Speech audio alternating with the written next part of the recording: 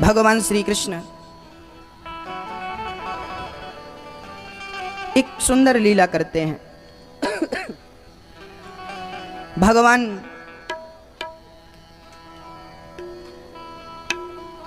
इतना सारा काम करते हुए भगवान की हर रानी के गर्भ से एक बेटी और 10-10 बेटे हुए। भगवान ने ये सारा कार्य किया है। जरासंध का उद्धार हुआ है। भगवान ने उस दुष्ट को मारा जिसने भगवान को गालियां दी। शिशुपाल ने 100 गालियां दी। भगवान श्री कृष्ण को 100 गालियां किसने दी थी मैया? शिशुपाल ने। 100 गालियां तक भगवान ने क्या किया था? शांति बनाए रखी थी। भगवान ने शिशुपाल की 100 गालियां सुनी और जब 100 पूरी हो गई 101 भी भई तो सर काट दिया। जो भगवान 100 गाली के बाद सर काटता है, क्या वो फर्स्ट गाली में सर नहीं काट सकता था? काट सकता था, पर 100 गाली सुनने की क्या जरूरत थी? भगवान कहते हैं कि मैं 100 गाली सुन सकता हूं भगवान होकर, तो तुम इंसान होके कम से कम 10-20 गाली सुनने की आदत तो बना लो। 10-20 गाली तो सुन लो। गाली सुनोगे, जो सहता है वो रहता है, जो सहता नहीं वो रहता नहीं। इस संसार में भैया जी सहना पड़ता है। सबकी बातें सहनी पड़ती हैं, सुननी पड़ती हैं। जो सहता है ना वो महान बनता है।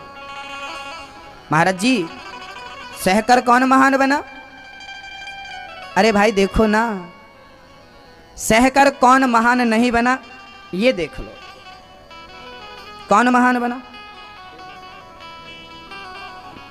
सहने वाला महान बनता है। देखो, एक राहगीर था, मूर्तिकार। आगे चला, एक पत्थर मिला, उस पत्थर की कटिंग करके मूर्ति बनानी चाहिए। 4-6 चोट में वो पत्थर टूट गया।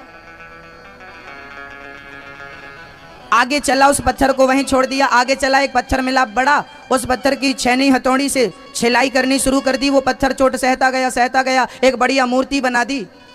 उसको वहीं छोड़कर मूर्तिकार आगे चला तो एक गांव में मंदिर बन के तैयार था। एक मूर्ति की आवश्यकता थी। उसने कहा मैंने एक मूर्ति बनाई है, पास में जाकर उसे ले आओ और स्थापित कर दो। गांव वाले गए, मूर्ति पसंद आई और उस मूर्ति को मंदिर में भगवान बना के बिठा दिया। और वही मूर्ति जिस पत्थर को तोड़ा था मूर्ति बनाने के लिए, पर वो टूट गया था पहला वाला, उसे लाकर मंदिर के बाहर रख दिया। उस पत्थर पर लोग नारियल तोड़ने लगे। जिस पत्थर पर नारियल तोड़ा जा रहा था, एक दिन उस पत्थर ने मूर्ति से कहा, यार पत्थर तू भी है, पत्थर मैं भी हूं, पर तुझे आकर लोग जल चढ़ाते हैं, पूजा करते हैं और मेरे ऊपर नारियल तोड़ तोड़ के चले जाते हैं। तब मूर्ति ने कहा कि मूर्तिकार ने तो तुझे भी मूर्ति बनाने के लिए उठाया था, लेकिन छेने की 4-6 चोट खा करके तू टूट गया। छेने की चोट खा करके तू टूट गया, इसलिए आज तेरे ऊपर नारियल तोड़े जाते हैं। और मैं छेनी और हथौड़े की हजारों चोट सहता गया, आज भगवान बन करके बैठा हूं। जो पत्थर चोट खा के टूट गया वो कंकड़ बन गया, जो पत्थर चोट सह गया वो शंकर बन गया। जो सहता है महान बनता है। इसलिए सहन करने की आदत होनी चाहिए। सहो, सबकी गालियां सहो। सुनो क्या घटता है। अच्छा एक बात बताओ, आप मुझे गालियां दे रहे हो तो मेरा क्या नुकसान हो रहा है? देने वाला का नुकसान है ना। देने वाला अपनी ऊर्जा वेस्ट कर रहा है, फिर भी गुस्सा मुझे आता है, ओहो तुमने मुझे गाली दे दी। अरे भाई गाली उसने दी तो उसको परेशान होना चाहिए, आपको क्यों परेशानी है? सुन लो ना। एक श्याम नाम का आदमी था, यहीं सदर में रहता था। श्याम, उसको सारे लोग गाली देते, छोटा सा था, गाली देते सब, फिर भी वो श्याम खुश रहता। एक दिन गांव वालों ने पूछा कि क्यों भाई तुझे सारे लोग गाली देते फिर भी खुश रहता है? श्याम ने कहा यहाँ आओ, गांव वालों को पता नहीं है, सदर वालों को पता नहीं है, मैंने अपना नाम बदल लिया है, मैंने अपना नाम राम रख लिया। ये गाली तो श्याम को दे रहे हैं, मैं तो राम हूं। गाली कैसे दे रहे हैं? श्याम को। मैं कौन हूं? हाँ, तो सास ने आपका नाम रखा है सीताबाई, तो वो सीता को गाली देगी, तुम अपना नाम धीरे से चेंज कर लो, गीताबाई रख लो। गाली तो सीता को मिल रही है, सास पागल है, गाली दे रही है। इस परिवर्तन से ना जीवन मंगलमय होगा, जीवन पवित्र होगा, जीवन खुशहाल होगा, यदि चाहते हो।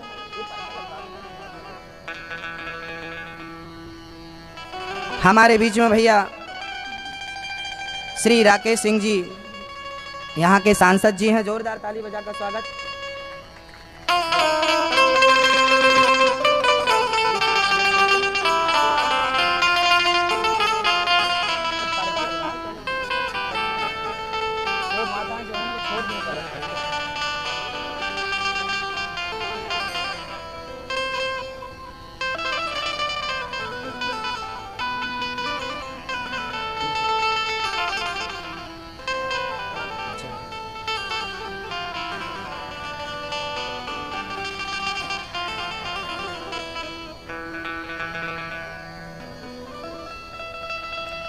बोलिए कृष्ण कन्हैया लाल की। भगवान ने जरासंध का उद्धार कराया भीम भैया के हाथों, और भगवान के परम सखा भगवान की मित्रता सुदामा जी से, बड़ी गहरी मित्रता, बड़ा गहरा प्रेम। कृष्ण स्यासीत सखा कश्चित ब्राह्मणो ब्रह्मवित्तमः विरक्त इंद्रियार्थेषु प्रशांतात्मा जितेन्द्रियः। भगवान श्री कृष्ण के परम सखा परम मित्र का नाम था सुदामा। रिश्ता बनाने हो ना तो भगवान से बनाइए, संबंध बनाना हो भगवान से बनाइए, क्योंकि वही निभाते हैं। संसार के लोग तो बीच रास्ते में छोड़कर चले जाते हैं, निभाना यदि कोई जानता है तो मेरे भगवान जानते हैं। सुदामा जी कुचैलम मलिनम क्षामम ध्वजम धमनि संतितम। फटे पुराने कपड़े पहन करके सुदामा जी महाराज जीवन यापन करते। पत्नी का नाम था सुशीला। सुदामा जी के पिता बचपन में गुजर गए थे, पिताजी का नाम था धर्माध्वरी। सुदामा जी के पिता का नाम धर्माध्वरी था, बचपन में गुजर गए, सुदामा जी को छोड़कर चले गए। सुदामा जी घर से निकल करके जंगलों में भगवान का भजन करने लगे। चलते चलते उज्जैन पहुंचे, जहां सांदीपनि गुरुजी ने सुदामा को उचित ज्ञान दिया, शिक्षा दी, और वहां पर भगवान श्री कृष्ण से उनकी भेंट भई। मित्र बने भगवान सुदामा के। सुदामा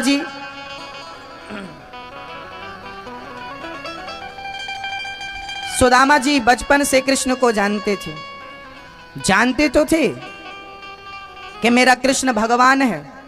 सुदामा की पत्नी इतनी संतोषी थी, सुदामा इतने संतोषी थे कि वो बड़े बड़े अमीरों से भी अमीर थे।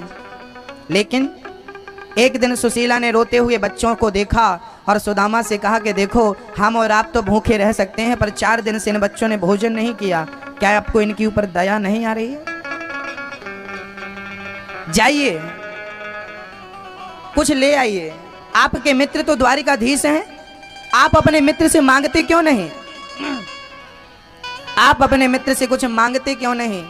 सुदामा बोले, क्या बताऊं सुशीला, मित्र है, मांगने के लिए तो है नहीं, क्या मांगूं श्री कृष्ण से? मुझे मांगना कुछ नहीं आता। एक काम कर, तू आज बच्चों को बोल दे पानी पीकर सो जाए, मैं कल कुछ लेकर आता हूं। सुदामा जी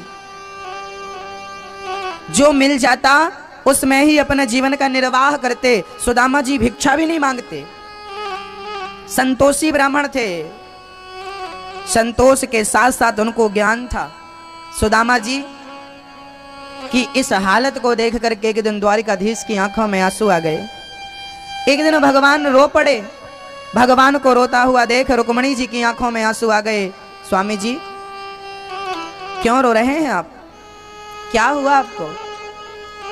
सुदामा जी की याद आ गई कृष्ण को। कन्हैया बोले, रुक्मणी आज मुझे मेरे मित्र कृष्ण सुदामा की याद आ रही है। 4 दिन से भूखे हैं बच्चे, 4 दिन से भूखा है सुदामा, लेकिन मेरे से अभी तक कोई शिकायत नहीं करी कि मैंने इतनी पूजा करी और तुमने मेरे बच्चों का पेट भी नहीं भरा।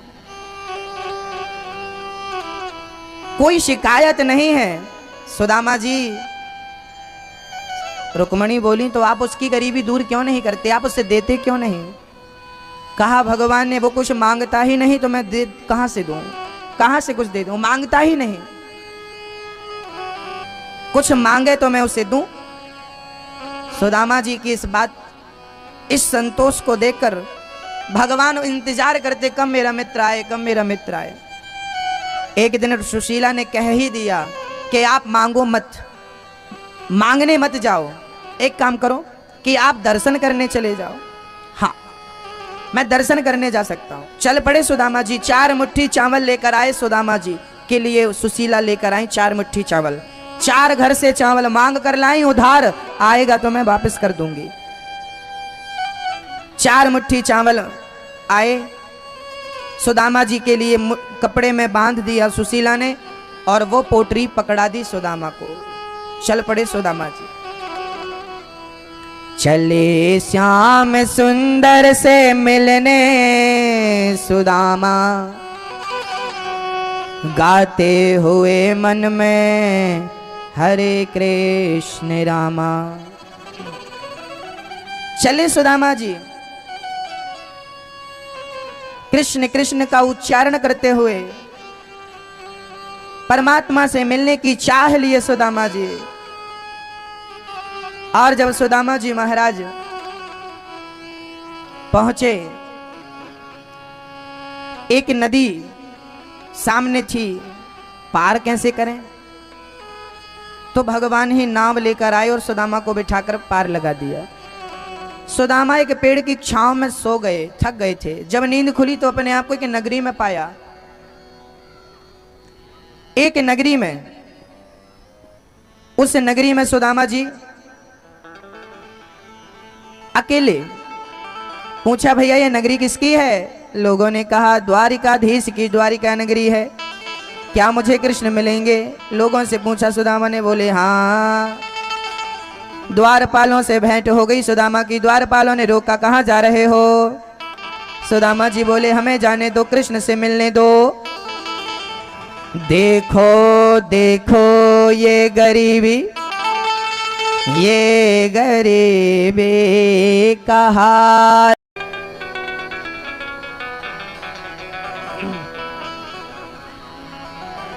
अब आप सुनिए, आज हम आपको एक छोटी सी विधि बताएंगे। भगवान की पूजा कैसे करना चाहिए, भगवान का ध्यान कैसे करना चाहिए, भगवान का चिंतन कैसे करना। आइए सारी चीजें ध्यान से।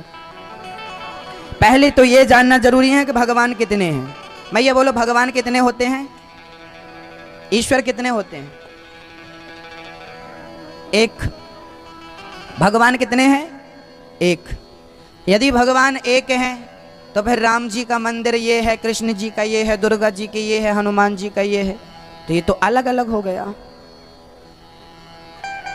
तो फिर कभी कभी ये प्रश्न खड़ा होता है कि यदि भगवान एक हैं तो अनेक देवताओं के मंदिर क्यों हैं? फिर एक के ही मंदिर होने चाहिए थे।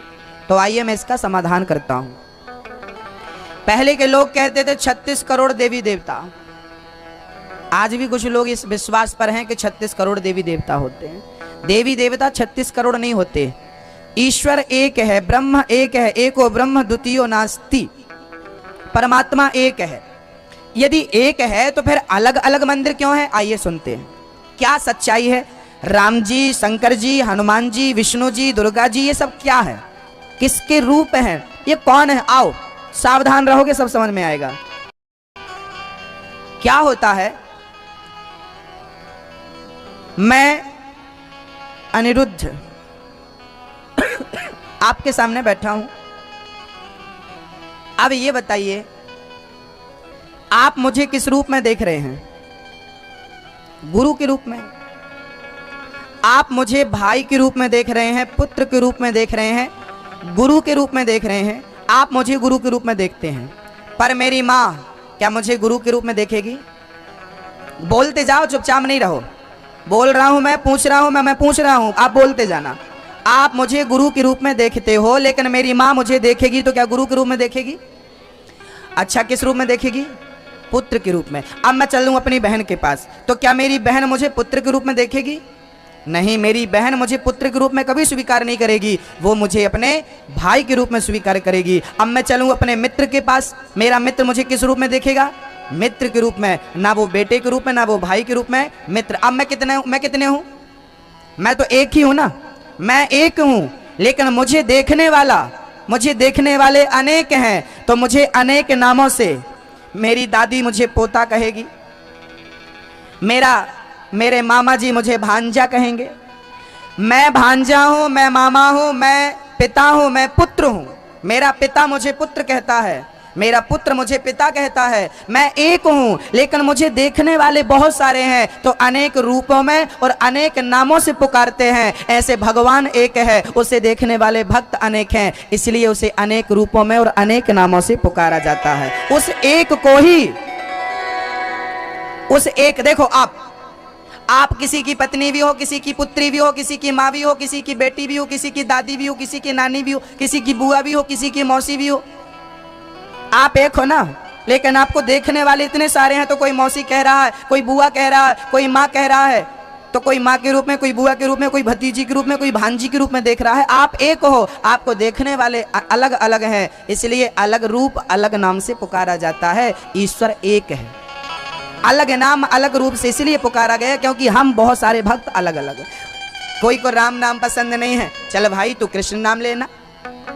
एक आदमी बोला मुझे सीधा भगवान अच्छा लगता है, राम जी बोले तू मेरी पार्टी में आ, मैं सीधा हूं, मर्यादा पुरुषोत्तम हूं। एक बोला नहीं नहीं, मुझे सीधा साधा मर्यादा अच्छी नहीं, मुझे थोड़ा नाचना अच्छा लगता है। ऐसा भगवान बताओ मेरे संग नाचे। कन्हैया जी बोले आ मेरी पार्टी में। एक बोला नहीं नहीं, मुझे तो माँ चाहिए, मैं माँ की गोद में सोना चाहता हूँ, मुझे माँ पसंद है, मुझे पिता नहीं पसंद, माँ पसंद है, सोना चाहता हूँ। दुर्गा जी बोली आजा तो मेरे पास आ, मेरी गोद में आ, मैं तुझे पुत्र का प्यार दूंगी। एक बोला यार मैं जिम जाता हूँ, कोई ऐसा भगवान बताओ कि मेरे संग थोड़ा। हनुमान जी बोले आजा। एक बोला नहीं नहीं, मैं थोड़ा बीड़ी पीता हूँ, भांग भांग चढ़ाता हूँ, मेरे हिसाब का कोई भगवान बताओ जो मेरे संग खाए पिए थोड़ा सा। शंकर जी बोले आजा मेरे पास घूम के। किसी को पालक अच्छी नहीं लगती तो मेथी की भाजी खा लो, मेथी की अच्छी नहीं लगती चने की भाजी खा लो, चने की भाजी अच्छी नहीं लगती गोभी खा लो। यार मार्केट में बहुत सारी सब्जियां हैं, कोई भी खाओगे सबसे पेट भरेगा, भूखे कहीं नहीं रहोगे। जो पसंद है वो खाओ। जो भी देवी देवता का मन, जिस देवी देवता में मन लग जाए उसको पकड़ लो, वो भवसागर से पार लगा देगा। लड़ना नहीं, झगड़ना नहीं कि तेरा भगवान छोटा ना। अब आते हैं कि बड़ा कौन छोटा कौन। ये देख लो, मेरा एक शरीर है, देखो ये शरीर, मेरे शरीर में दाहिना हाथ है, ये बायां हाथ है, ये मेरा हाथ कहाँ है? मेरे शरीर में है ना। मेरा ये हाथ कहाँ है? मैं ये बोलो ना, मेरे शरीर में है। मेरी आंख कहाँ है? मेरे शरीर से बाहर है। मेरा सर कहाँ है? मेरा गला कहाँ है? मेरा कान कहाँ है? मेरा कंधा कहाँ है? मेरी उंगलियां कहाँ हैं? मेरा पंजा कहाँ है? मेरा पेट कहाँ है? मेरा हृदय कहाँ है? मेरा कंधा, मेरी पीठ, सब कहाँ है? सब कुछ शरीर में है, लेकिन सबके नाम अलग अलग है ना। सबका नाम अलग है, सबके आकार, ये गले का आकार है, ये कान है, ये नाक है, ये आंख है, ये मुंह है, ये जिह्वा है, ये दांत है, ये मस्तक है, ये हृदय है, ये पेट है। ये शरीर एक है। एक ही शरीर में, एक ही शरीर में अनेक अंग होते हैं। ऐसे एक ही परमात्मा के इतने सारे देवी देवता उस एक परमात्मा के अंग हैं। ये अंग हैं, उस एक में ही सब है, उस एक से अलग कुछ नहीं है, उस एक में ही है, दो कुछ नहीं है। परमात्मा दो नहीं है, परमात्मा चार नहीं है। अब शंकर जी और राम जी और कृष्ण जी और भगवान विष्णु, ये क्या है? तो आइए ये भी सुन लीजिए। मैया एक बात बताओ, पानी, बर्फ, ओस और भाप कितना हुआ? चार। क्या ये चार हैं? दिखने में चार हैं, रूप में चार हैं, पर तत्वतः एक ही है। पानी ही बर्फ है। मैं इतने प्यार से समझाता हूं लेकिन आप समझ नहीं रहे हो। अब मुझे लगता है कि आरती कर देना चाहिए। मैं आपको खकल रहा हूं ना, आपकी भाषा कहूं जबलपुरिया, खकलना। मैं सुना रहा हूं बढ़िया बात, लेकिन आप लोगों को फुर्सत नहीं है, तो मेरे को कौन सी गरज पड़ी है? मैं तो सोचता हूं ज्यादा से ज्यादा सुनाऊं, ज्यादा से ज्यादा आपका मार्गदर्शन करूं, पर आप योग्य श्रोता होता है तो वक्ता वो भी सुनाता है, जो नहीं सुनाना रहता वो भी ज्ञान दे देता है, लेकिन श्रोता अयोग्य होता है ना तो कुछ नहीं सुनाता। तो मुझे आप शुरू दिन तो योग्य लगे थे, चौथे दिन तक योग्य थे, उसके बाद फिर आपके अंदर अयोग्यता आनी शुरू हो गई। सुन लो, काम कर लेना। पानी, बर्फ, भाप, ओस, चार। क्या ये चार हैं? चार होते हुए भी कितने हैं? पानी ही बर्फ है, पानी ही भाप है, पानी ही ओस है। ऐसे ही जैसे पानी ही बर्फ है, पानी ही भाप है, पानी ही ओस है, चार रूपों में दिखता है, चार नामों से पुकारा जाता है, पर चार होता हुआ भी एक है। ऐसे राम, कृष्ण, दुर्गा, हनुमान जी, शंकर जी, शिव जी, ये अनेक होते हुए भी तत्वतः एक ही है। अलग अलग समझने की गलतियां ना करें। राम ही कृष्ण है, कृष्ण ही शिव है, शिव ही शंकर जी ही हनुमान जी हैं, सब एक है, अलग नहीं। चलिए अब मैं बताऊं ध्यान कैसे करना चाहिए। एक मैया वृंदावन गई, बिहारी जी के मंदिर में गई और आंखें बंद करके खड़ी होगी। मैंने कहा मैया क्या कर रही हो? बोले दर्शन कर रही हूं। अच्छा, मैंने कहा बहू देखने गई थी तो आंखें मूंद के देखी थी? लड़की देखने गई थी तो आंखें मूंद के देखे थे? आंखें खोल खोल के तुम भी चलो, तुम देखना। भगवान के दर्शन जब करो ना तो आंखें बंद नहीं होनी चाहिए। किसी भी मंदिर में जाओ तो आंखें बंद मत करो, आंखें खोलो, अपनी दोनों आंखें खोलो और भगवान का दर्शन करो। ये बैठे हैं भगवान, जरा खोलो अपनी आंखें और करो भगवान का दर्शन। दर्शन कैसे करना? बोले आंखें खोल कर अपनी आंखें भगवान की आंखों में मिलाओ। जब किसी मंदिर में जाओ तो भगवान की मुस्कान देखो, भगवान के बाल देखो, भगवान का श्रृंगार देखो, भगवान को इतने प्यार से देखो, इतने प्यार से देखो कि भगवान मंदिर से निकल करके मन के मंदिर में आकर बैठ जाए। जब तक मन के मंदिर में ना बैठ जाए तब तक दर्शन चालू रखना चाहिए। यह है दर्शन, इसको कहते हैं दर्शन। ऐसे दर्शन होना चाहिए। एक मैया बोली गुरुजी हम पूजा करने बैठते हैं, हमारा मन बहुत भटकता है, माला जपने बैठती हूँ मन भटकता है। आइए आपके मन को भी ठीक करता हूँ, पालथी मार के बैठो। सब लोग पालथी मार के बैठो। आज मैं आपके मन को ना भटके इसका एक उपाय बताता हूँ। ध्यान कैसे करना चाहिए भगवान का? देखिए, आप जब घर में जाप करने बैठो, पूजा करने बैठो, तो आपके घर में पहले तो ये देखो कि आपके घर में किसी हीरो हीरोइन की तस्वीर तो नहीं लगी। आपके घर में किसी हीरो हीरोइन की तस्वीर लगी है तो याद रखना, उस हीरो उस हीरोइन के जरा बैकग्राउंड को चेक करिए तो पता चलेगा कि चरित्रहीन लोग हैं जिनकी तस्वीर आपने घर में सजा रखी है। ऐसे चरित्रहीनों को घर में रोज देखोगे तो उनके आपके अंदर संस्कार कौन से पड़ेंगे? हाँ, इसलिए आपके घर में किसी भी हीरो या हीरोइन की तस्वीर नहीं होनी चाहिए। आपके घर के सामने दरवाजा खोलते ही सामने दीवार पर लक्ष्मी नारायण का, भगवान श्री राम का चित्र होना चाहिए, तस्वीर होनी चाहिए, ताकि परमात्मा का प्रथम दर्शन हो। दरवाजा खोलते ही परमात्मा का बार बार दर्शन हो। घर के हर कोने में यदि सजाना है तो परमात्मा की तस्वीर सजाइए। और आपके मंदिर में एक भगवान लक्ष्मी नारायण का चित्र खरीदिए, लक्ष्मी नारायण भगवान की एक तस्वीर खरीदिए, राजा राम की, राधा सहित, कृष्ण सहित, राम जी सीता जी की तस्वीर खरीदिए, किसी एक की तस्वीर खरीदिए और सामने रखिए और माला जपते हुए तस्वीर को देखिए, राम को देखिए, राम के बालों को, राम की आंखों को देखिए और देखते देखते फिर आंखें बंद कर लीजिए, फिर जपिए सीताराम सी जो भी आप जप रहे जपिए, फिर आंखें खोलिए, फिर तस्वीर, फिर आंखें बंद, फिर और फिर अब आप अपनी दोनों आंखें खोलो और अपनी आंख से अपनी नाक को देखो, अपने नाक के अग्रभाग यहां देखो, दोनों आंखों से अपने नाक के अग्रभाग इसको देखने की कोशिश करो। देखो, जब आप अपने नाक के अग्रभाग को देखेंगे तो वहां पर आपको कुछ नजर आएगा। कोशिश करिए देखने की, जल्दी नहीं होगा, धीरे धीरे होगा। आप नाक के, लोग कहते हैं ना कि महाराज जी उसका गुस्सा नाक में धरा रहता है, उसका गुस्सा नाक में रखा रहता है। अरे गुस्सा को, क्रोध को अपने नाक में बिठाया है। अब गुस्सा को, क्रोध को नाक से हटाओ और भगवान को अपने नाक में बिठा लो, ताकि नाक के अग्रभाग में परमात्मा का दर्शन हो। माला जपने जब बैठो तो दोनों आंखों से अपने नाक में परमात्मा का दर्शन करो। पहले तस्वीर देखो और तस्वीर में जो भगवान है उसको अपने नाक के अग्रभाग में देखने की कोशिश करो। अच्छा एक काम करो, अपनी माँ को देखो जरा, चिंतन करो आपकी माँ का, कल्पना करो मेरी माँ कैसी है। आपकी माँ की तस्वीर आई कि नहीं सामने? आ गई? किस किस के सामने आ गई? सब। मैंने बोला माँ को देखो, आपने तुरंत कल्पना करी मेरी माँ ऐसी दिखती, मैंने देख लिया। अच्छा मैंने बोला सांप, तो सांप की तस्वीर आई कि नहीं?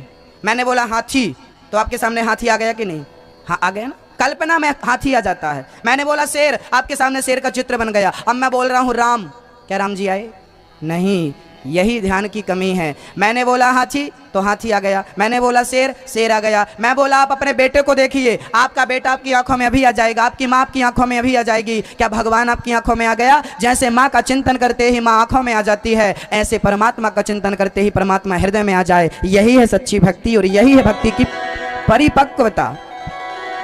वो परमात्मा आए, परमात्मा को इतने ध्यान से देखो, इतने प्यार से देखो, बस जाए आपके रोम रोम में, और काम करते हुए परमात्मा का स्मरण, उसके ख्याल में, उसके प्रेम में खो जाओ। यही है भक्ति। बाकी मैं रोज आपको बहुत कुछ सुनाता था थोड़ा थोड़ा।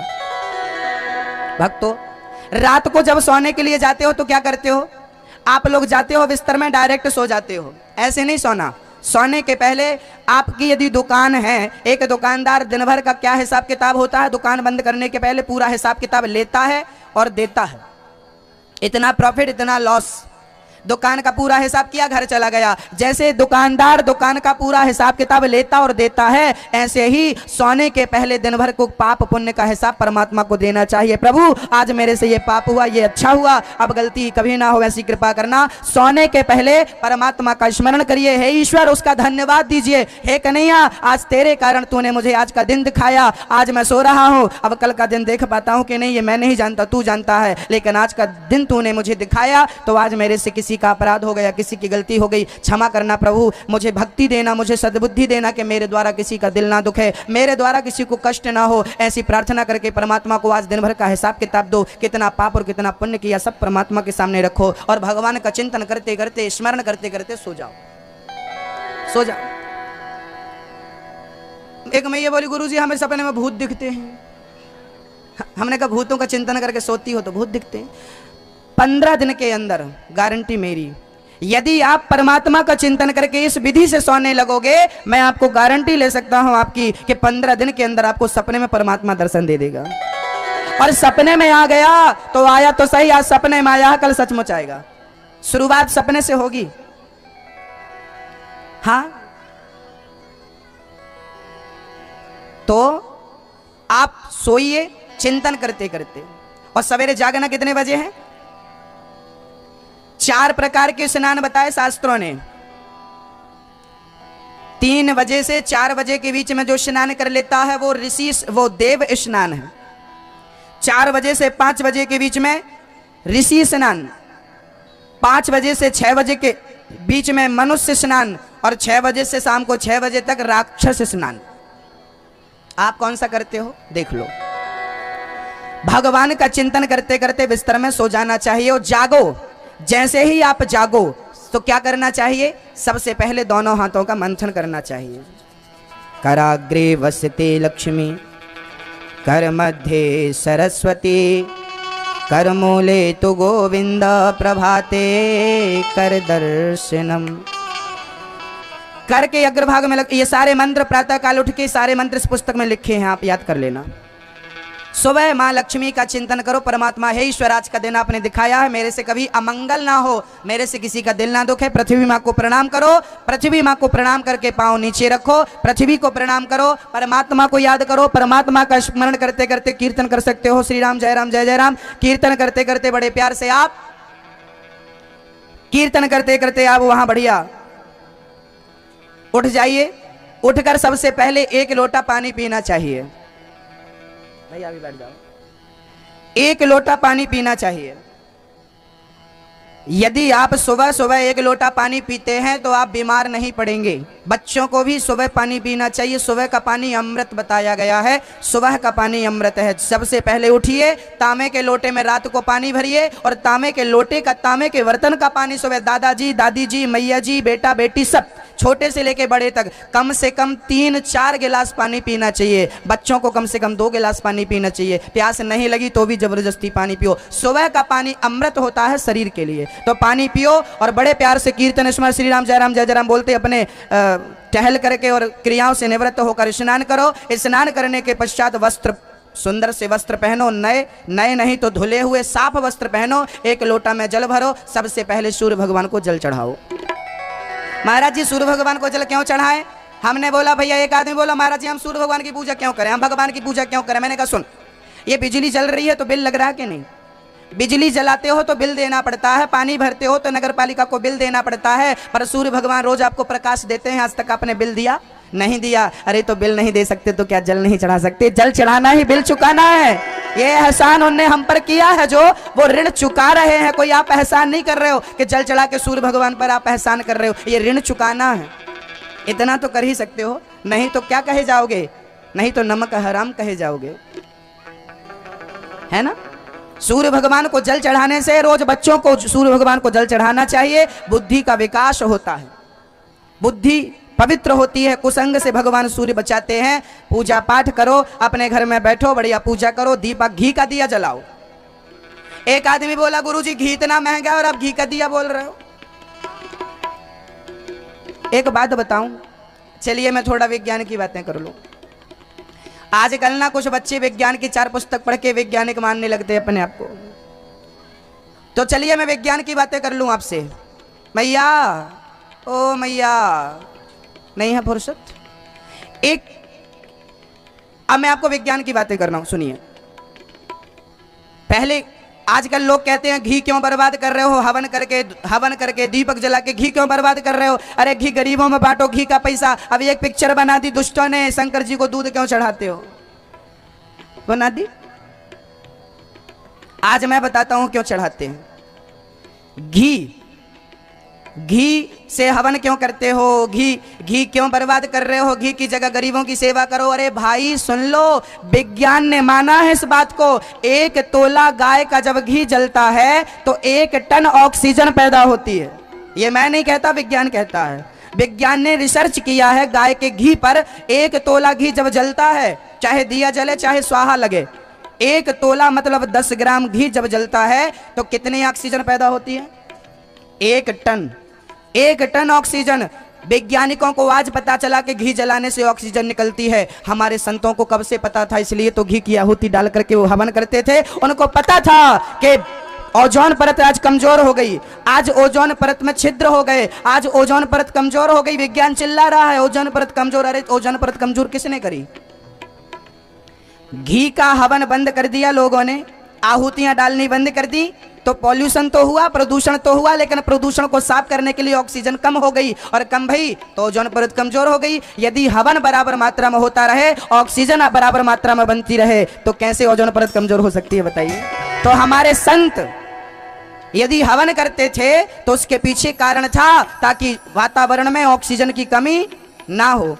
अभी चिकनगुनिया की बीमारी आई तो डॉक्टरों ने कहा कपूर सूंघो, कपूर। डॉक्टरों को आज पता चला कि कपूर सूंघने से चिकनगुनिया के बैक्टीरिया मरते हैं। हमारे संतों को पता था कि कपूर में कितनी ताकत है, इसलिए तो कपूर पहले से जलाने की परंपरा थी। विज्ञान को आज चमत्कार पता चला कपूर का। संतों ने तो कब से कपूर जलाया है। इस कर्पूर गौरम करुणावतारम संसार सारम। हमारी दादी, आप लोग घड़ी देखते हो तो टाइम बताते हो, आप कहते हो मैंने विज्ञान पढ़ा है, आप कहते हो मैं विज्ञान पर बिलीव करता हूँ। चलो मैं आपको बताऊँ आप कितने बड़े वैज्ञानिक हो।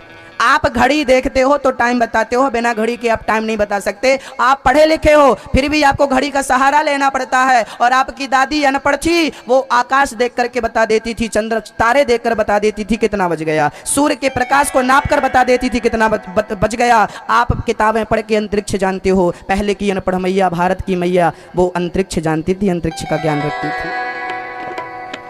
अंतरिक्ष आपकी दादी से पूछना, पहले घड़ी देख के टाइम नहीं बताते थे। अंतरिक्ष देख के रात को 2 बज गए, अच्छा पुच्छल तारा यहाँ है मतलब 2 बज गए। पुच्छल तारा, ध्रुव तारा अच्छा आ गए मतलब 4 बज गए। पहले तारा देखकर लोग बताते थे। अंतरिक्ष आपकी माँ दादी जानती थी, अनपढ़। आप पढ़े लिखे कितना जानोगे? तो भैया विज्ञान ही सब कुछ है, ये कहना गलत है। विज्ञान ने तरक्की करी, विज्ञान ने चमत्कार किए, लेकिन विज्ञान भी आज भगवान के सामने घुटना टेक के खड़ा है। आप विज्ञान को आगे करके भगवान को पीछे कर रहे हो, ये गलती है।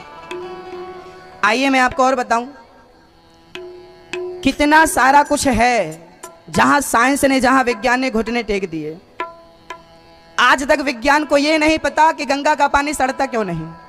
आज तक विज्ञान को यह नहीं पता कि ब्रह्मपुत्र नदी के बाजू में एक मंदिर है, जहां पर आप और हम जाते हैं। वहां के मंदिर का नाम है मां कामाख्या माता मंदिर। कहां पर? गुवाहाटी में ये मंदिर है, मां कामाख्या नाम का। उस मंदिर में साल में 4 दिन के लिए मां के दरवाजे बंद किए जाते हैं, क्योंकि 4 दिन के लिए मां की ब्लीडिंग होती है। जैसे स्त्रियों को मासिक धर्म होता है ना, ऐसे वहां माता रानी को 4 दिन के लिए माता जी को ब्लडिंग होती है, 4 दिन के लिए रक्त बहता है। विज्ञान को आज तक ये नहीं पता कि यहाँ रक्त कहाँ से आता है, ब्लड कहाँ से आता है। और हमारे शास्त्रों ने बताया है कि वो माँ सती, जब शिवजी की पत्नी सती दक्ष के यज्ञ में जल के भस्म हो गई, तब मां सती के अंग जहां जहां गिरे 51 शक्तिपीठ भारत में बन गई हैं। उन 51 में मां की योनि गिरी थी। उस कामाख्या मंदिर में आज भी वहां से ब्लडिंग होती है। ज्वाला मां का मंदिर, विज्ञान परेशान है कि ज्वाला मां के मंदिर में आग कहां से आती, ना नारियल, ना जटा, ना लकड़ी, ना कपूर, ना कुछ, फिर भी आग निकल रही है। क्या करोगे? घुटने टेक के खड़ा है। आज तक विज्ञान को यह नहीं पता कि आप जाते हो अपना बाल दान कहां करते हो? आप बाल दान करने जाते हो बालाजी मंदिर, तिरुपति बालाजी। तिरुपति बालाजी के जो भगवान है ना, उनके बाल बढ़ते हैं मेरी और आपकी तरह। बाल भगवान के बढ़ते हैं, उनकी पीठ हमेशा गीली रहती है, जबकि वहां कोई पानी वानी नहीं है, फिर भी वहां उनकी पीठ गीली रहती है, पीठ में नमी रहती है। पूछा गया नमी कैसे है, रिसर्च किया गया नमी कैसे है, तो पता चला कि ये साक्षात क्षीर सागर के भगवान हैं। हमेशा ये भगवान क्षीर सागर पर लेटे रहते हैं, तो सागर में लेटे हैं तो पीठ गीली तो लाजमी है, इसलिए भगवान की पीठ गीली है। आज तक विज्ञान को यह नहीं पता कि उज्जैन में भैरवनाथ महाराज शराब क्यों पीते हैं। चमत्कार यदि आप देखो, चमत्कार के बाद बिलीव करो, तो मैं 50 चमत्कार बता दूं आपको। आज तक विज्ञान को यह नहीं पता कि भगवान का झंडा विपरीत दिशा में क्यों लहराता है। हवा इस दिशा में चलती है और झंडा विपरीत दिशा में। जगन्नाथपुरी का झंडा हवा के विपरीत दिशा में लहराता है, क्यों? बहुत सारे ऐसे तथ्य हैं। अरे ऐसी चमत्कार की परंपराएं तो अभी जबलपुर में एक बड़ा पत्थर है, आपने नाम सुना होगा, जबलपुर की भी एक बात है। जबलपुर में एक पत्थर है बहुत बड़ा, किस आधार पर खड़ा है, किस आधार पर रोका, किसी को नहीं पता है ना। तो सब ईश्वर की मर्जी है, ईश्वर की कृपा। बहुत सारे मैं आपको उदाहरण दे सकता हूं, लेकिन आप इतने में ही संतोष करिए। अब मैं ये आपको ले चलूं, रोज हनुमान चालीसा का पाठ आपको करना चाहिए ताकि आपकी बुद्धि विकसित रहे। बच्चों को अंकुरित, मैं मम्मी पापा से निवेदन करना चाहता हूं कि बच्चों को अंकुरित खिलाएं। चना अंकुरित, दाल अंकुरित, अनाज अंकुरित कर करके खिलाएं ताकि बच्चों की बुद्धि का विकास हो। और बड़े प्रेम से बच्चे पढ़ने लिखने में पिज्जा और जो खाते हैं बच्चे, उनसे दूर रखिए।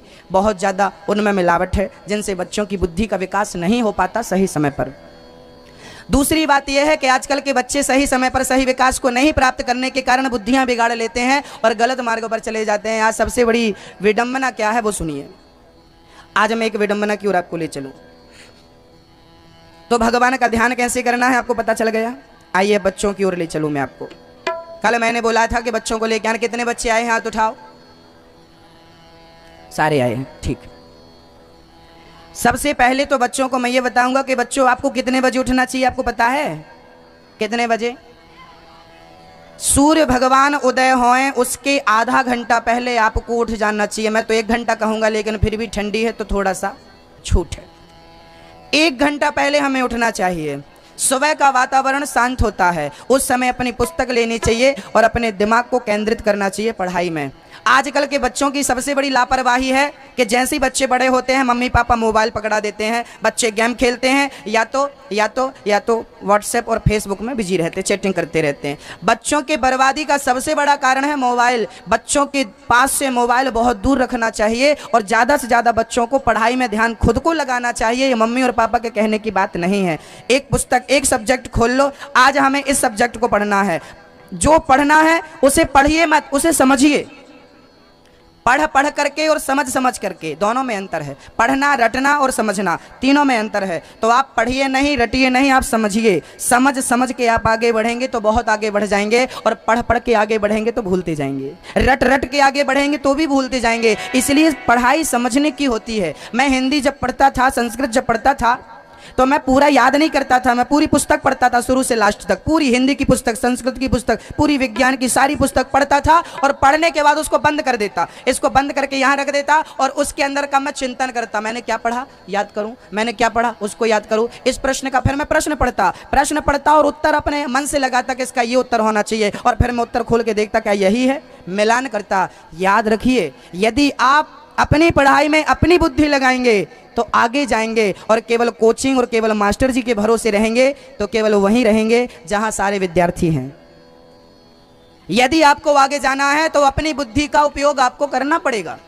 मैं स्वयं पूरी पुस्तक पढ़ूं, एक बार पूरे पुस्तक आपकी विज्ञान, आपकी साइंस, सोशल साइंस आदि आदि जो भी पुस्तकें हैं, एक बार पूरी मेन पुस्तक, कुंजी मत पढ़िए, गाइड मत पढ़िए, एक बार पूरी पुस्तक ओरिजिनल पढ़िए, पाठ पढ़िए, पूरा पढ़ के एक बार नहीं 2 बार पढ़िए और उसे पूरा समझिए। और समझने के लिए क्या चाहिए? आपका दिमाग चाहिए, दिमाग केंद्रित चाहिए, भागता हुआ नहीं। क्या होता है, सुई यदि हिल रही हो ना तो धागा